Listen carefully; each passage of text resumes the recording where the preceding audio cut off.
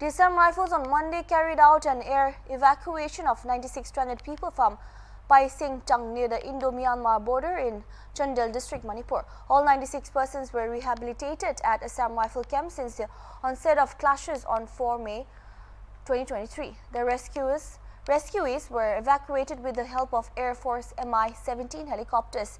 It has been informed that security, medical and food accommodation as well as telecommunication needs were met during the stay with Assam Rifles.